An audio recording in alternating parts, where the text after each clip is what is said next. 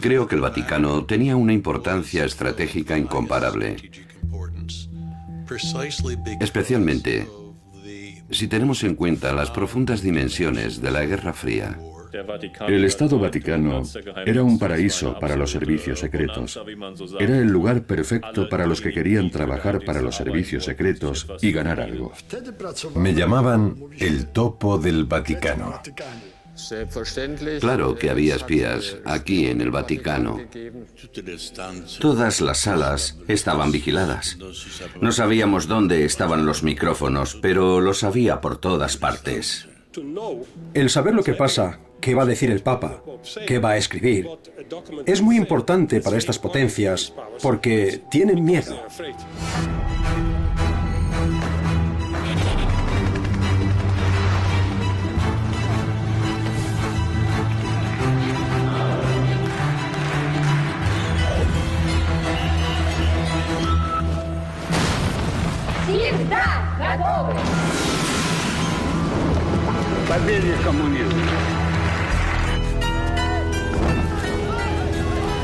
They are the focus of evil in the modern world.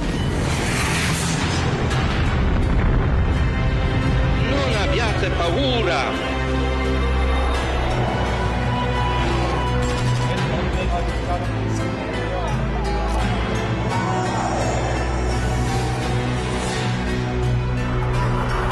Operación Secreta Pontifex. El Vaticano durante la Guerra Fría. Los dosieres secretos del Vaticano. Capítulo 1.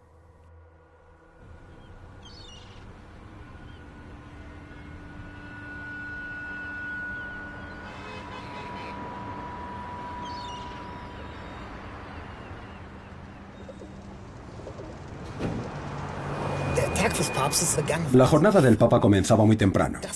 Las primeras en darse cuenta fueron las limpiadoras, que se preguntaban por qué las ventanas del comedor estaban siempre tan sucias. Años después, el Papa dijo que se levantaba a las 4 o 4:30 y se paraba delante de esa ventana. Entonces, apoyaba la cara contra el vidrio porque le encantaba ver cómo salía el sol.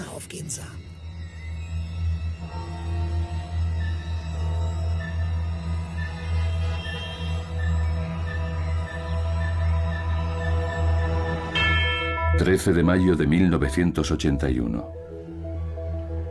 Roma, 5 horas 49 minutos. Roma. La unidad contra el terrorismo eleva el nivel de alerta. El aumento de los controles está destinado a encontrar a miembros de las Brigadas Rojas italianas y otros terroristas internacionales. En la lista de la Interpol, el turco Ali Agha, buscado por asesinato y organización de atentados. Un coche de la policía o de los carabinieri me recogía en mi portal. La policía de Estado se ocupaba de mi seguridad y me acompañaba a mi puesto de trabajo, el Palacio de los Inválidos de Guerra, el búnker antiterrorista. El 13 de mayo de 1981, yo estaba haciendo el servicio militar en el ejército alemán. Estaba en mi cuartel de Munzweiler bei Pirmasens, el cuartel general de telecomunicaciones de la OTAN. Era un día normal y, como siempre, desayuné temprano. Bonn. En el Parlamento alemán se debate una ampliación de 850 millones de marcos en el presupuesto del ejército. El canciller Helmut Schmidt está preocupado por la capacidad de defensa frente a la creciente amenaza del bloque oriental. Los críticos afirman que Estados Unidos y su nuevo presidente, Ronald Reagan, están detrás del aumento en el presupuesto para armamento. Mi jornada empezaba a las 6 de la mañana. Entré en la oficina, saludé a mis compañeros y preparé un resumen de la agenda del día para el presidente. Un día normal. Estaba preparando el examen final en el Colegio de los Jesuitas de París. Varsovia. Después de la legalización del nuevo sindicato Solidaridad, se espera una nueva ola de huelgas en Polonia. Corre el rumor de que se está preparando una huelga general para el verano. Muchos sacerdotes se solidarizan con los objetivos de los sindicatos libres. Sus oraciones se dirigen al Papa polaco.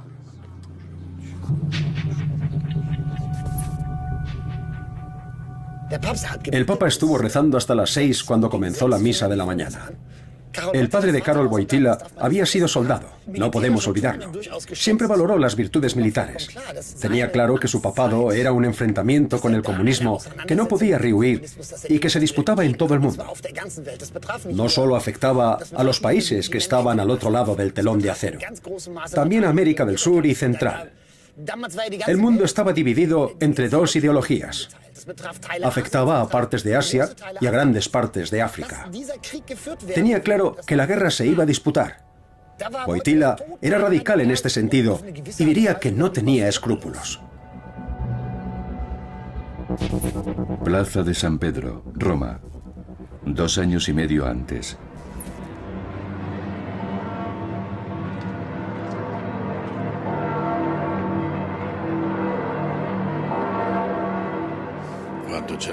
Cuando se vio el humo blanco, yo estaba en medio de la plaza.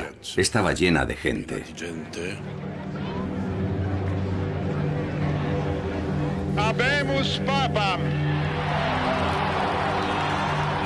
Entonces oímos el nombre. Karol. Cardinalem Wojtyła. Para mí ese momento fue... Estaba temblando. Temblando.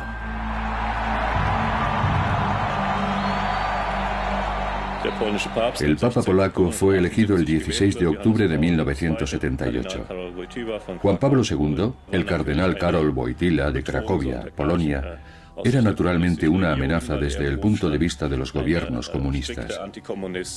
Tenía fama de ser un anticomunista acérrimo, un activista, un hombre inteligente, astuto y carismático, un verdadero peligro como papa. Entonces, Erich Honecker escribió a Moscú: temo la pérdida de la Polonia socialista. Estaban aterrorizados. Cuando Juan Pablo fue elegido papa, enseguida entendí que no solo traería grandes consecuencias religiosas, soy católico, sino que también tenía un sentido geoestratégico. Era evidente.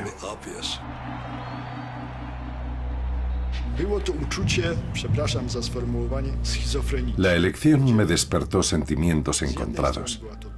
Por una parte estaba orgulloso.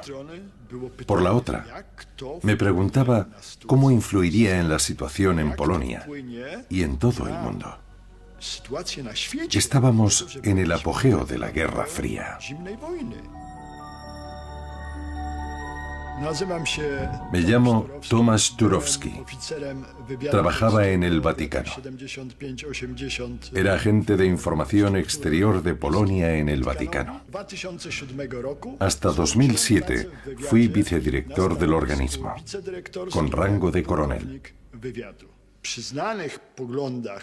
Con el rostro familiar del cardenal Wojtyła, el campo occidental ganó un aliado muy poderoso en el conflicto.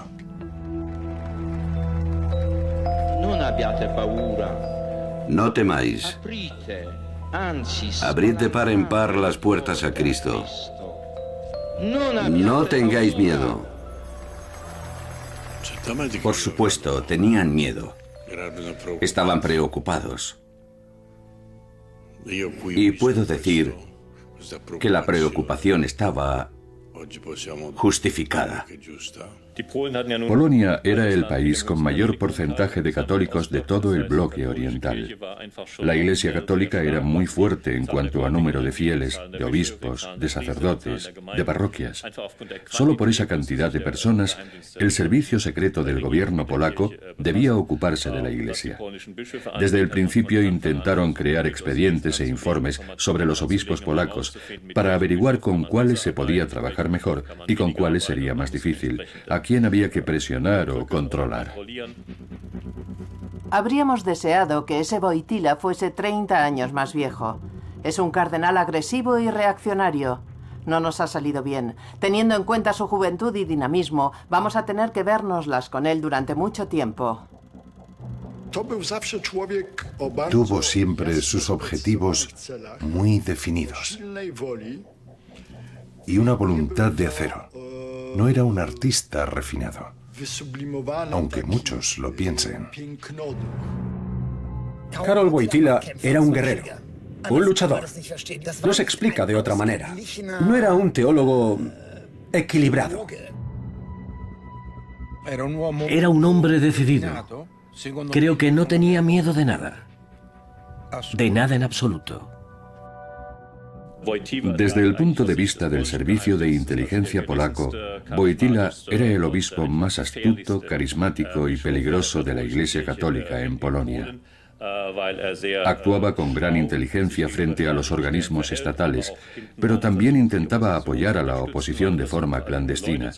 Intentaba sobre todo atraer a los jóvenes, y era evidente que lo conseguía.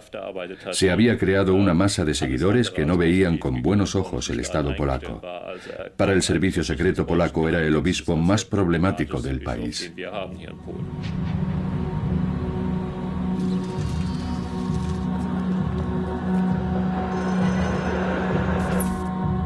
Cracovia, Polonia.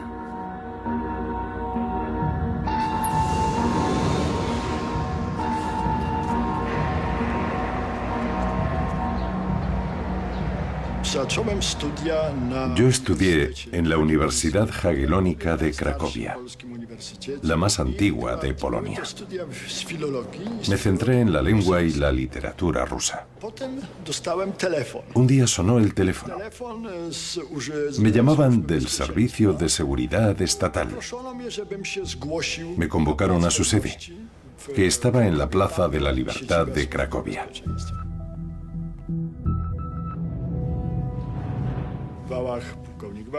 Un coronel me dijo en privado: tiene 24 horas para pensárselo. Lo hemos analizado psicológicamente y creo que está en condiciones de hacer algo bueno por Polonia. Le proponemos trabajar en el Servicio de Inteligencia Exterior. El servicio al Estado siempre ha sido importante para mí. Toda mi vida hasta hoy. Cuando pasaron las 24 horas le dije: bien, estoy de acuerdo. En los últimos años se han encontrado en Varsovia documentos sobre los agentes que influían en el Vaticano, que en cierto modo responden a la pregunta de si había un espía polaco en el entorno del Papa Juan Pablo II. Había diferentes planes sobre mi futuro como agente secreto. Al principio se habló de Alemania, después de Israel. Al final tomaron la decisión de enviarme al Vaticano.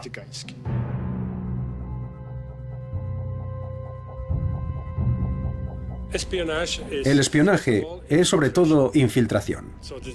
Es un sistema muy eficiente, muy difícil de contrarrestar y de descubrir.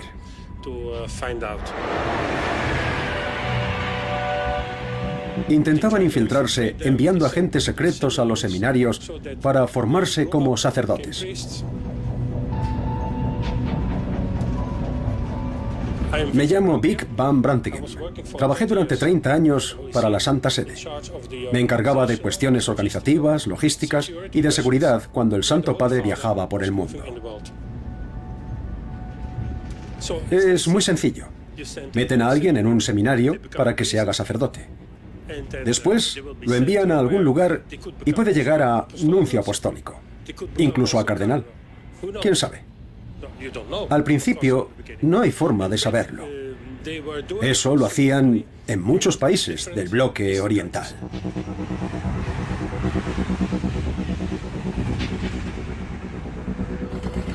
Nuestros amigos del Servicio de Seguridad polaco disponen de importantes posiciones operativas en el Vaticano con acceso directo al Papa y a la Curia Romana.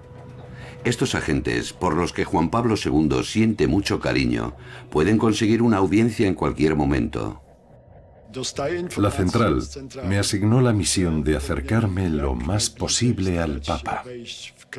Era muy importante obtener información sobre sus planes en política exterior y también sobre su estrategia política en general.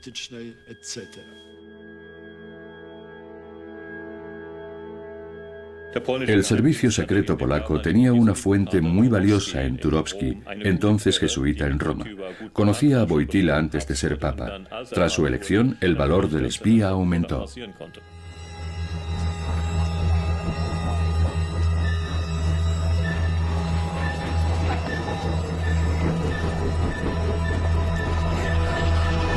...13 de mayo de 1981. Roma. 8 horas 21 minutos. El tiempo en Roma. Hoy nos espera un hermoso día primaveral, con temperaturas de hasta 20 grados y una suave brisa. Es un día ideal para las actividades al aire libre. La audiencia del Papa Juan Pablo II se celebrará esta tarde en la Plaza de San Pedro. De vez en cuando, el Papa me invitaba a desayunar con él. Me pedía ayuda en diferentes temas relacionados con la orden jesuítica. Tenía una gran confianza en mí.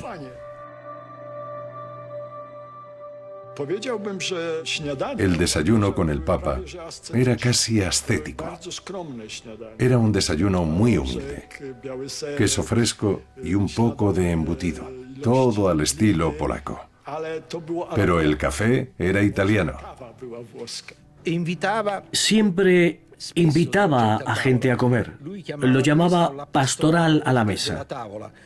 Le gustaba debatir los problemas mientras comía. Invitaba a todo el mundo. Todos se sentaban a la mesa, pero nadie se atrevía a comer. Los platos volvían llenos a la cocina. El Papa se sentaba, comía y escuchaba todo lo que sus invitados tenían que decir. También los introducía en la conversación. ¿Qué opina usted? Dígame su opinión. Después se iba al despacho y tomaba una decisión. Pero la última palabra la tenía él. También se ocupaba de la diplomacia. Los papas anteriores también le dedicaban tiempo. Pero Karol Wojtyła hacía política internacional desde las 8 hasta las 11. La hora de la primera audiencia. Me llamo Andreas English. Soy periodista en el Vaticano desde 1987. He escrito libros sobre la Iglesia Católica, el Vaticano y los papas. Hay una razón por la cual el Vaticano es tan interesante para los servicios secretos. El Vaticano está repartido por todo el mundo. No hay país, pueblo o ciudad en el que no tenga un representante. Por supuesto que queríamos acceder a la información del Vaticano. Hasta hoy, sigue siendo una de las mejores fuentes de información del mundo. Mejor que cualquier sistema de escucha. La Iglesia en su conjunto es una organización de espionaje, entre comillas. El Vaticano dispone de fuentes de información extraordinarias. Tiene fama de ser uno de los mejores servicios de inteligencia. ¿Por qué es así? Funciona de la siguiente manera. Cada párroco describe como mínimo 2 veces al año la situación de la comunidad. Informa sobre las personas más importantes, sobre la situación económica, la tendencia política y la situación en general. Cada párroco y cada diácono informa al obispo sobre lo que sucede en su ciudad. Los obispos contrastan la información y la entregan al embajador del Vaticano en el país, el nuncio. Los nuncios, a su vez, envían la información al Secretariado de Estado Central de Roma.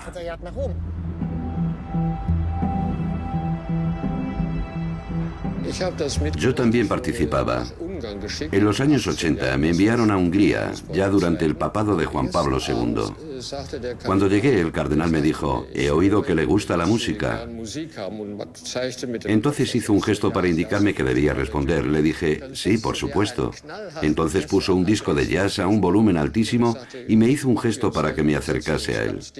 Y empezamos a cuchichear mientras sonaba la música. 1 hora después me dolía la cabeza. Me dijo: tenga cuidado en su dormitorio. El despacho está lleno de micrófonos.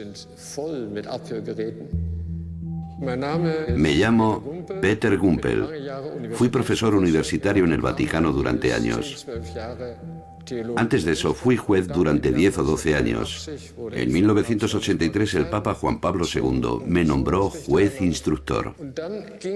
Después de eso, me dijo que tendría que informarlo de una serie de cosas. Siguió hablando mientras sonaba la música. Yo apunté todo lo que quería decirle. Le pasé el papel. Después de leerlo, escribió y yo tenía que hablar. Todo eso para no dar la impresión de que nos estábamos comunicando en secreto. Por supuesto, tuve que memorizarlo todo.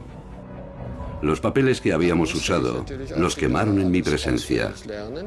Nadie podría encontrar ninguna prueba durante una investigación.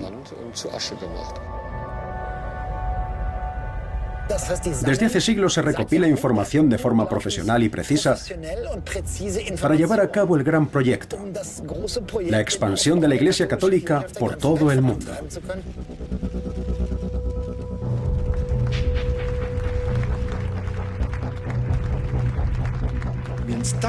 Ningún otro Estado dispone de una información tan detallada sobre la situación política, económica y social de todo el mundo como el Vaticano.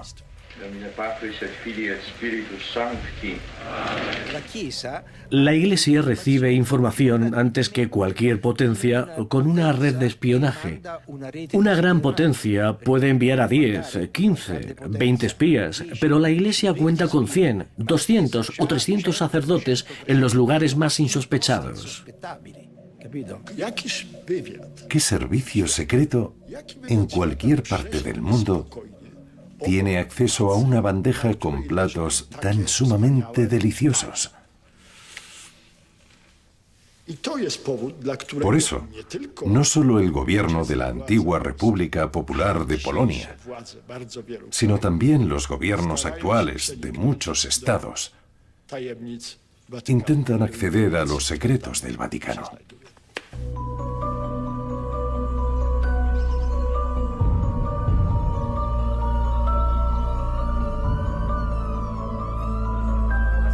Entonces gira a la derecha y camina hasta el otro extremo de la formación. Washington, D.C., Estados Unidos.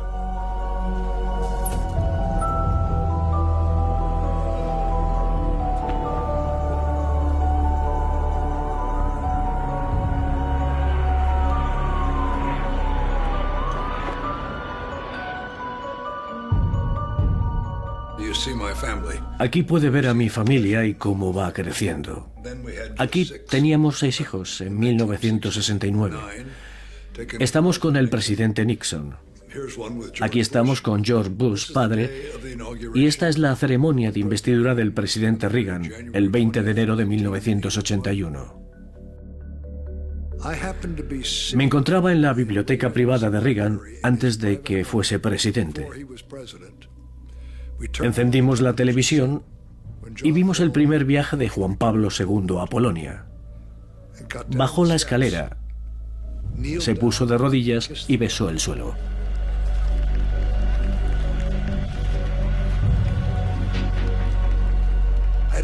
Yo soy católico y los ojos se me llenaron de lágrimas. Reagan también lloraba. Tuvo que secarse los ojos. Consideraba a Juan Pablo II un gran líder. Los dos habían sido actores y sabían cómo comunicar. Me llamo Richard Allen. Fui director de Seguridad Nacional de Estados Unidos durante el mandato de Reagan y estoy muy orgulloso de mi servicio. Estábamos en su despacho viendo la televisión cuando vimos al Papa bajar del avión y besar el suelo de Polonia.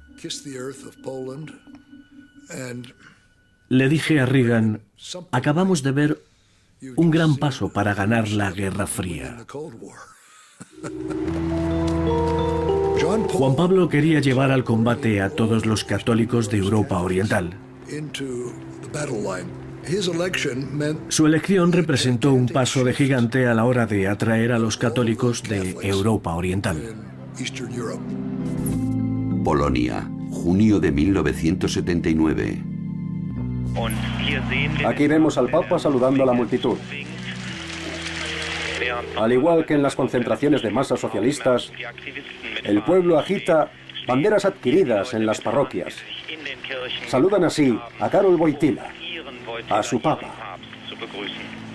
Para realizar ese viaje, Juan Pablo II tuvo que recurrir a trucos diplomáticos muy inteligentes. Pronto recibió una invitación y el gobierno polaco no se opuso.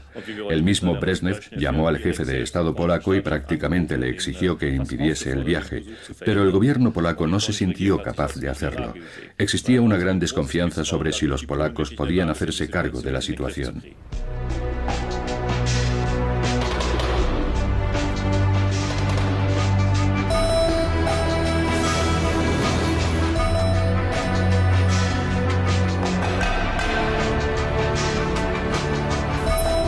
Berlín, Alemania.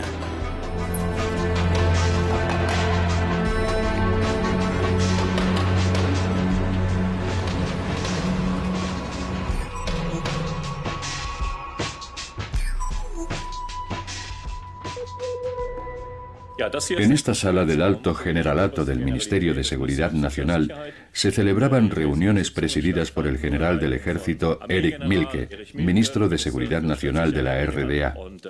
El tema del papado estaba probablemente en el orden del día tras la elección de Juan Pablo II y su visita al país vecino.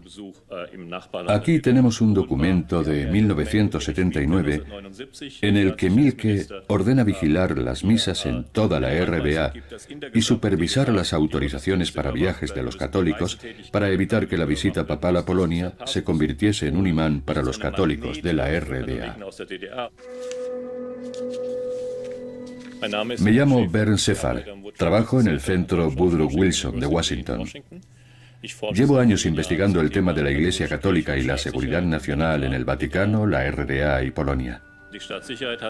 El Servicio de Seguridad Nacional decidió excepcionalmente enviar a varios agentes de la Stasi a Polonia para formar el Grupo Operativo de Varsovia. No eran solo personal de enlace con el servicio de inteligencia polaco. Intentaron llevar a cabo actividades de inteligencia propias, desempeñar su propia política para luchar contra el virus polaco.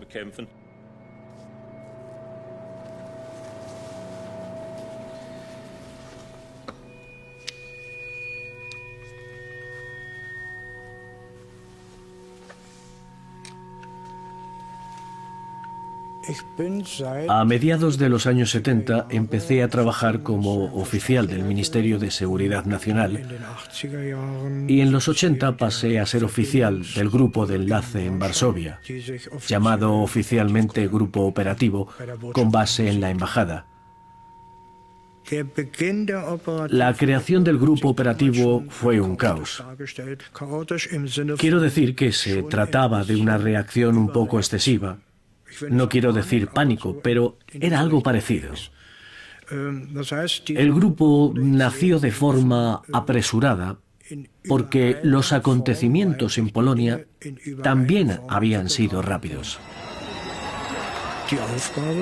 La misión estaba clara. Había algo en llamas o incandescente en Polonia y no sabíamos de qué se trataba.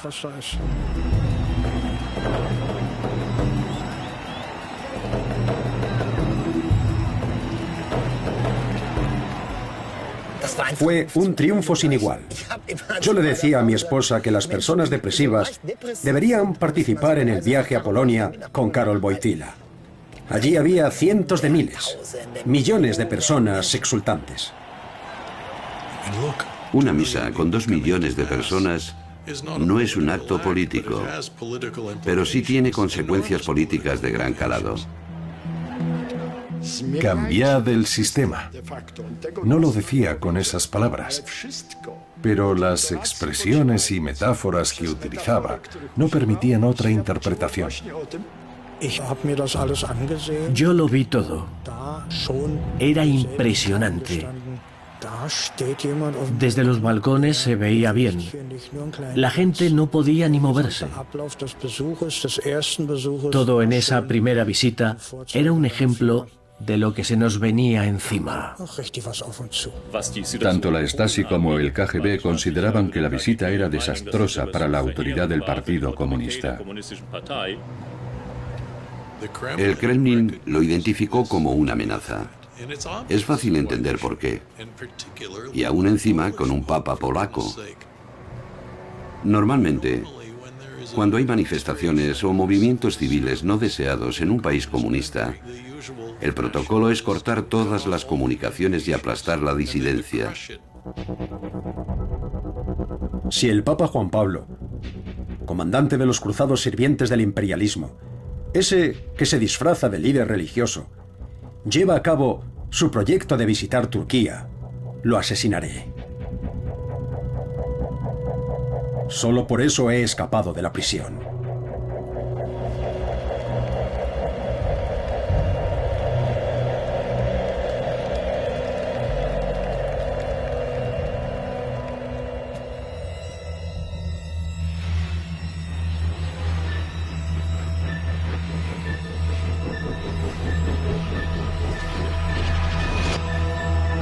...13 de mayo de 1981.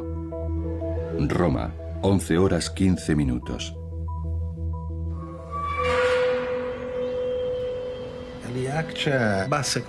Creo que Ali Akka ya llevaba varios días en Roma.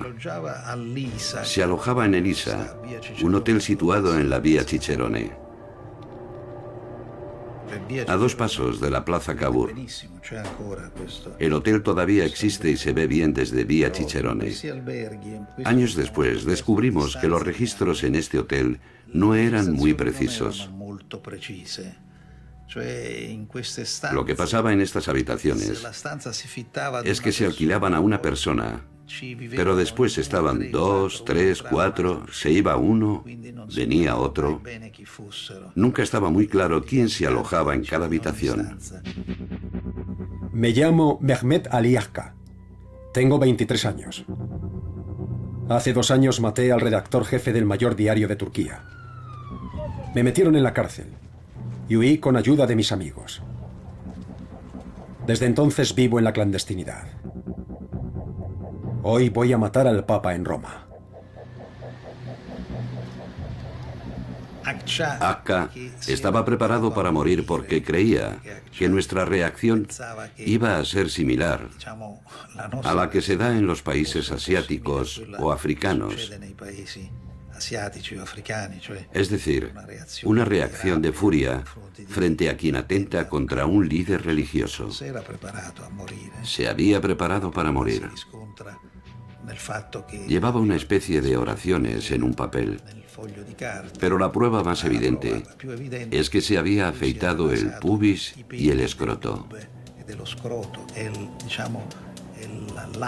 Es un gesto que cumplen quienes se disponen a morir en un acto de guerra o de guerrilla.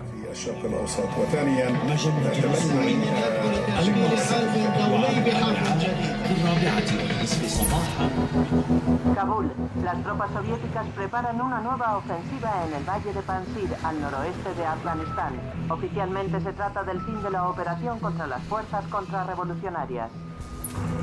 Beirut. Al menos 19 personas han muerto en los recientes enfrentamientos en la capital libanesa. Otras 190 personas resultaron heridas en el combate entre las milicias pro-palestinas y cristianas. Se teme una escalada de violencia en la guerra civil que dura desde 1975.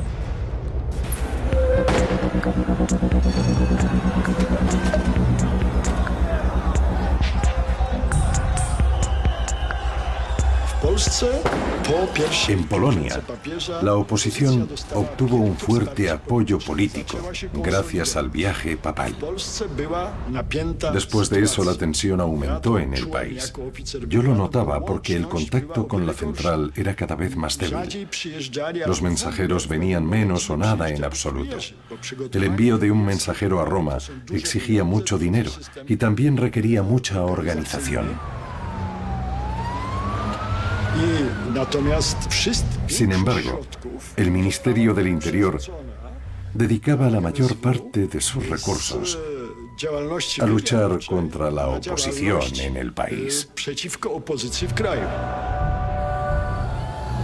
El malestar se fue articulando desde 1980 mediante huelgas en los astilleros y progresó cada vez más hasta que el gobierno polaco fue perdiendo influencia. Las huelgas crecían por todo Polonia y llevaron a la constitución de sindicatos independientes. Estos sindicatos, que no estaban dirigidos por el gobierno, como Solidaridad, se convirtieron casi en un contrapoder.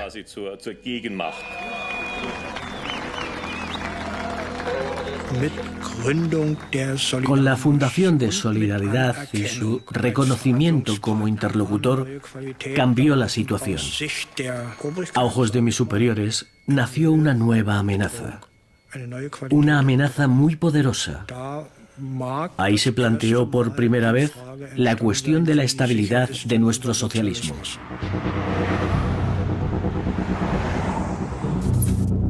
Moscú, Unión de Repúblicas Socialistas Soviéticas.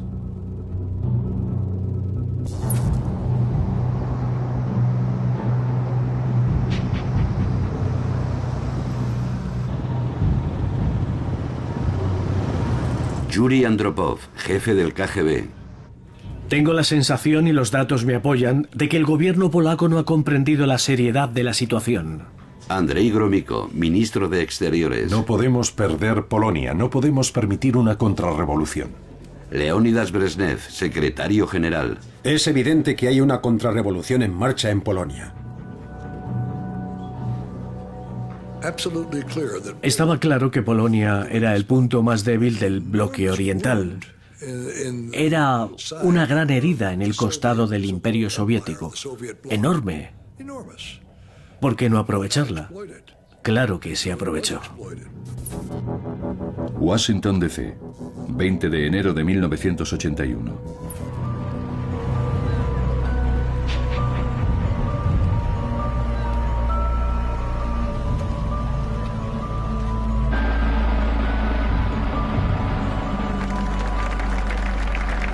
¿Está preparado para prestar juramento? Sí. El punto de inflexión fue en 1981, cuando Reagan entró en la Casa Blanca. Yo, Ronald Reagan, juro solemnemente que ejerceré fielmente el cargo de presidente de Estados Unidos. Estoy seguro de que su plan era garantizar la paz, acercándonos a posiciones muy peligrosas. Y que conservaré, protegeré y defenderé la Constitución de Estados Unidos hasta el límite de mi capacidad. Con la ayuda de Dios. Con la ayuda de Dios. Reagan quería incrementar el presupuesto de defensa. Era un aumento sin precedentes en tiempos de paz. Y se rodeó de un grupo de asesores muy duros. El objetivo de ese grupo era presionar a la Unión Soviética lo más posible, ahora que estaba débil, a causa de sus graves problemas económicos. Este periodo de 1979 a 1981 fue un auténtico punto de inflexión, el comienzo de la Segunda Guerra Fría. Lo excepcional de la relación del Papa con Estados Unidos es que el Papa odiaba a los americanos. Ninguno de los viajes que realicé con él estuvo tan cargado emocionalmente como el de Estados Unidos. El Papa no comprendía a sus presidentes. Estos siempre decían, defendemos los intereses americanos en todo el mundo. El Papa una vez declaró, los americanos no pueden defender sus intereses por encima de los de otros pueblos. Pero Reagan y Juan Pablo II estaban de acuerdo en una cosa. No veían rivales políticos, veían el bien y el mal. Juan Pablo II no pensaba en sistemas políticos ni en formas de gobiernos mejores o peores. El Papa decía que el mal era Moscú, así de sencillo.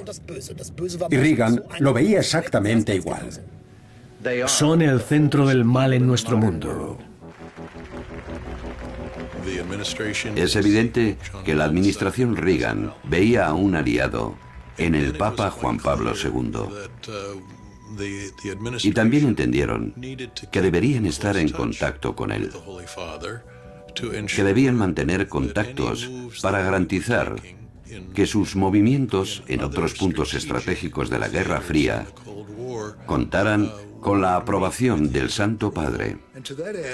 Mi buen amigo Bill Casey, director de campaña durante el último año de la campaña y director de la CIA más tarde, viajaba frecuentemente a Roma en su avión negro, que tenía una cama dentro. Volaba en secreto de noche para informar al Santo Padre.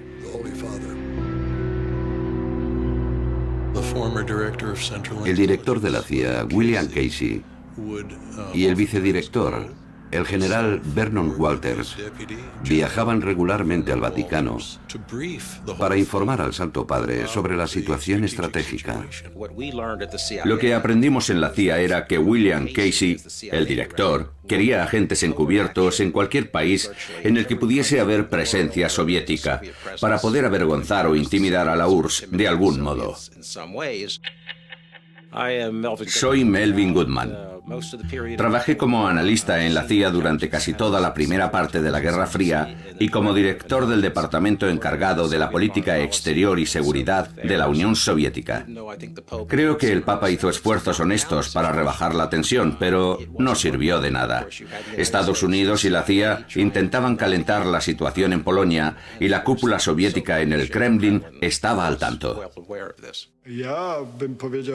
Yo me ocupaba de que el Vaticano fuese el punto central del enfrentamiento entre los sistemas mundiales. Estados Unidos consideraba al Vaticano como un aliado muy valioso y viceversa.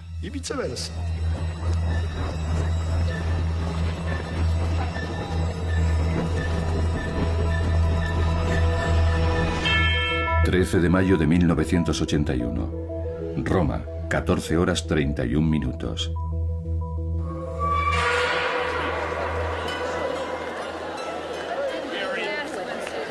Ali Akka sabía que aquel día había una audiencia general. Se iba a celebrar en la plaza de San Pedro. Por eso intentó llegar pronto y situarse en un buen lugar. Creo que podemos decir con seguridad que no estaba solo en la plaza. Me llamo Rosario Priore. Fui juez de instrucción durante muchos años e investigué una serie bastante larga de atentados que cubrieron de sangre nuestro país. Procesé a extremistas de la derecha y de la izquierda.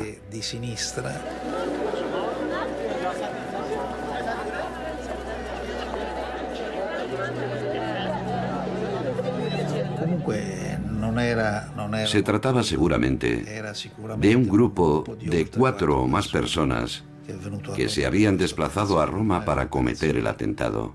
No era una operación sencilla.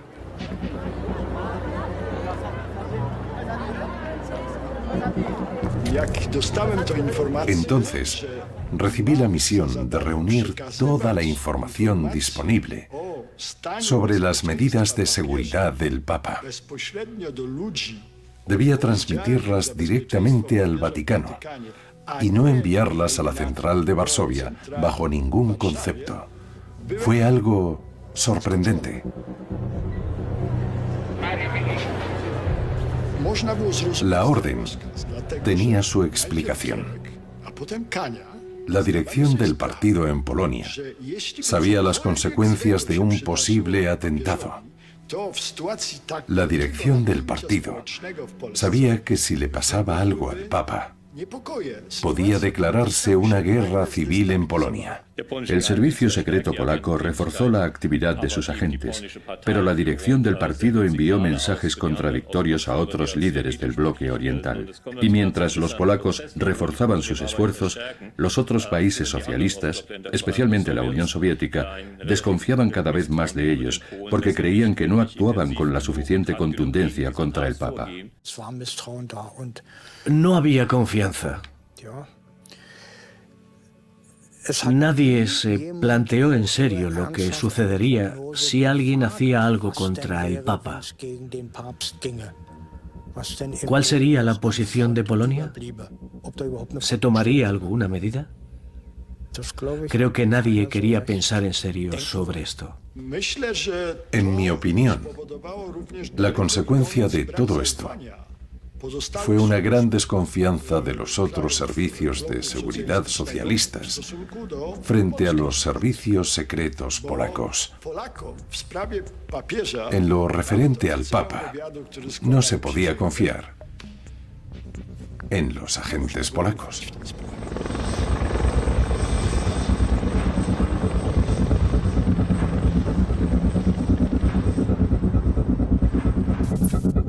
Washington, D.C., febrero de 1990.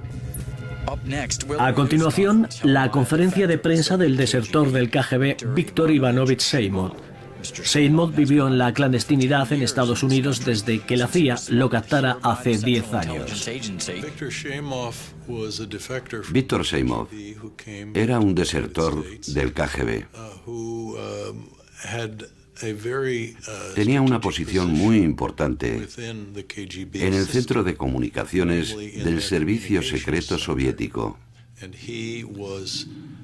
Seymov tuvo la oportunidad de ver mensajes secretos, mensajes procedentes de todo el mundo. ¿Por qué cree que van a por el Papa? Porque el KGB comete asesinatos cuando lo considera necesario. Víctor Seymov afirmó haber visto una serie de comunicaciones que apuntaban a que algún servicio secreto socialista estaba al tanto de un posible atentado contra el Papa. La misión era averiguar cómo acercarse físicamente al Papa. Eso puede tener diferentes significados. Tal vez solo quiera decir vigilar sus movimientos.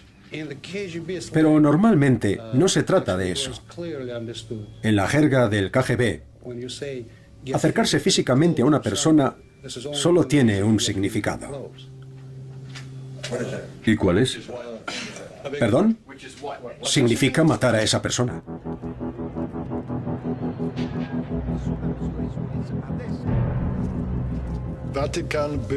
Es increíble lo fácil que era entrar en el Vaticano. Entré hasta el patio interior de la torre donde está el Banco Vaticano. Ni una sola cámara. Nada. Tampoco había controles. Podía haber llevado conmigo un elefante. Nadie lo habría visto. A la izquierda del patio está el ascensor que lleva a los aposentos papales. La primera impresión es que el ascensor está cerrado con un candado. ¡Maravilloso! Cuando me acerqué vi que era un cerrojo normal. Incluso hoy sería capaz de abrir un cerrojo como ese con un imperdible sin ningún problema. No había ninguna medida de seguridad práctica. En teoría, yo podría haberme metido en la residencia privada del Papa. En general, el Vaticano no está a la vanguardia en sistemas de defensa ni en esas cosas. No había ninguna medida de seguridad. Ahora, para entrar en la plaza de San Pedro hay un control. Se comprueba que no haya armas ni objetos peligrosos, es decir, hay un detector de metales. Son medidas de seguridad que antes no existían. Antes se entraba andando en la plaza sin ningún problema. Por ejemplo, en las audiencias, mientras recorrían la calle, se utilizaba un coche que iba abierto. A los lados, como mucho, se situaban 4 guardaespaldas. Eran agentes de seguridad que estaban demasiado alejados como para proteger con su cuerpo al Papa en caso de atentado. Cuando pasaba el Papa, la Guardia Suiza se arrodillaba con la alabarda en la mano y los gendarmes se inclinaban. No habían entendido que no tenían que mirar al Papa, sino a todos los demás que estaban en el otro lado. El coche estaba totalmente abierto. No tenía ni cristales blindados. Eran errores de principiante. La falta de medidas se debía probablemente a la ingenua convicción de que nadie se atrevería a levantar la mano contra el sucesor de San Pedro. Pero alguien se atrevió.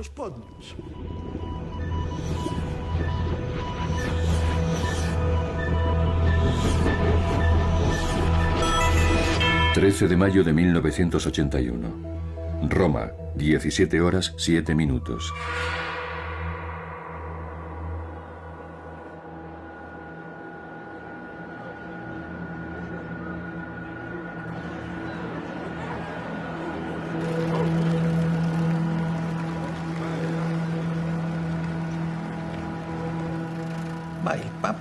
El Papa estaba dando la vuelta a la plaza montado en el papamóvil.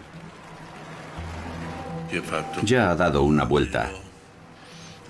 En la segunda vuelta pasa cerca de la puerta de bronce y se para abrazar a una niña. Hay fotografías de ese momento. Recuerdo que en aquel momento tenía en brazos a una niña pequeña. Acababa de tomarla de los brazos de sus padres y la levantó sobre su cabeza. Y de repente se oyó un disparo. Y disparó una segunda vez. Lo recuerdo bien porque estaba allí. Oí los dos disparos.